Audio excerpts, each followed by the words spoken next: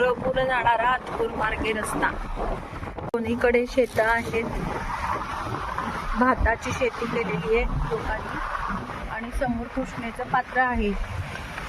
हे अतकूर आहे, अतकूर हे छोटं गाव आहे आणि त्या गावाच्या इथे असा हा किनारा आहे कृष्णेचा आणि इथून या मोटार बोटीने ते कुरवपूरला नेतात।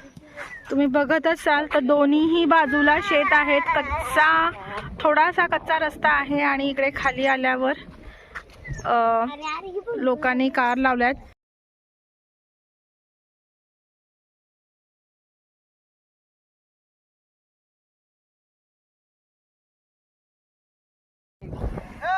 हे कुरवपूरचं बेट आहे।